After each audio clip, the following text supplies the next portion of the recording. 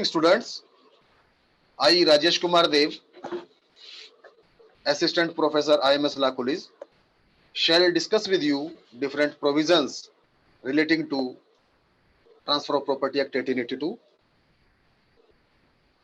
In this video, I shall discuss with you the history of Transfer of Property Act, scope of Transfer of Property Act, object of Transfer of Property Act, and different modes of transfer of property. Initially, I shall discuss with you history of the Transfer of Property Act. Before 1882, the transfers of immovable properties in India were governed by the principles of English law and equity, and by the regulations and acts passed by the Governor General in Council. In that time, law was quite confusing.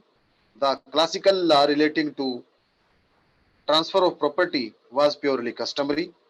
Before the advent of the British and their active intervention in the Indian legal system, Hindus and Muslims were governed by their respective laws in relation to transfer of property.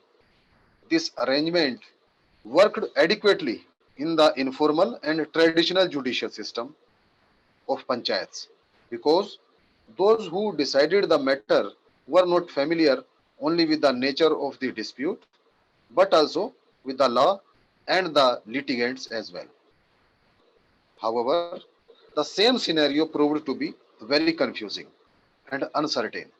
With the establishment of the informal courts in India by British, the first law commission was appointed by the British Queen primarily to codify the civil law in India, including the one relating to transfer of property.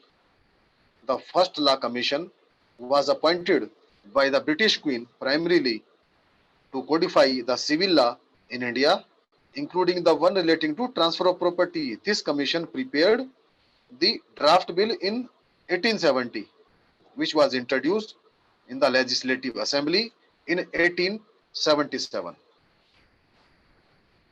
After public opinion, it was referred to the Second Law Commission. After several drafts, it was passed on 17th February 1882 and came into force on 1st July 1882. The amending act passed in 1929 amended not only several provisions of the Transfer of Property Act 1882 but involved amendments in several other enactments that became necessary to avoid confusion and to coexistence of conflicting provisions through the Transfer of Property Amendment Supplementary Act, that is the Act number 21 of 1929. The principal act was last amended on 31st December 2002. Now I shall discuss with you scope of the act. What is the scope of the Transfer of Property Act 1882? The act defines and amends certain parts of the law relating to transfer of property by act of parties. The act applies and governs the transfers by act of parties only and does not govern transfers that take place due to operation of law. This act does not govern transfer of property through court auction, foreclosure, acquisition or acquisition due to insolvency proceedings or government grants. It also does not govern transfer of property through intestate or testamentary succession. This is the scope of Transfer of Property Act 1882. Now, what are the objects of Transfer of Property Act 1882? There are two significant objects of Transfer of Property Act 1882. First object is to bring the rules which regulate the transmission of property between living person into harmony with the rules of affecting its devolution upon death, and thus to complement the work that commenced with the framing of the law of intestate and testamentary succession. This is the first object. Second object is to complete the code of law of contract. it is complementary so far as relates to immovable property. Now we shall discuss different modes of transfer of property. There are two modes of transfer of property. First, by the act of parties, and second is by the operation of law.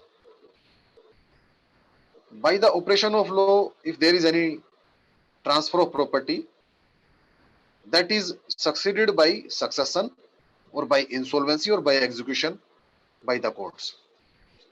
If we talk about by act of parties, it has been further divided into two categories: testamentary transfer of property, second inter vivos transfer of property. In testamentary transfer of property, property is transferred after the death of the parties.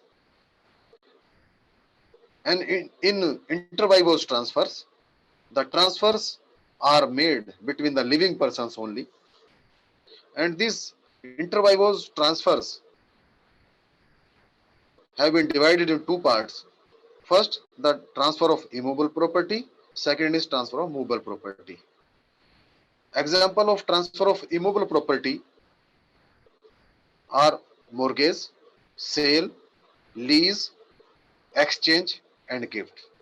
By these methods or modes of transfers, property may be transferred from one living person to other in the provisions of the Transfer of Property Act 1882. The provisions relating to mortgage, provisions relating to sale, lease, exchange, and gift have been elaborated in different provisions of Transfer of Property Act 1882. The specific provision for mortgage is section 58, and sale has been given, the provisions relating to sale has been given in section 54 of Transfer of Property Act, and different provisions of lease have been elaborated in section 105 of the Transfer of Property Act. Exchange has been given in section 118, and for discussing different provisions of gift, we shall have to refer different provisions given in section 122 of Transfer of Property Act 1882. Now I want to convey to all the students of Transfer of Property that this Transfer of Property Act is not a complete code. Means it is not exhaustive, it is inclusive. It is not complete in itself. There are possibilities. Some provisions may be added by the court at the time of the decision of the court. Meaning thereby is that the Transfer of Property Act is not a complete code. It is not exhaustive, it is inclusive. Inclusive means some other provisions may also be added if it is required.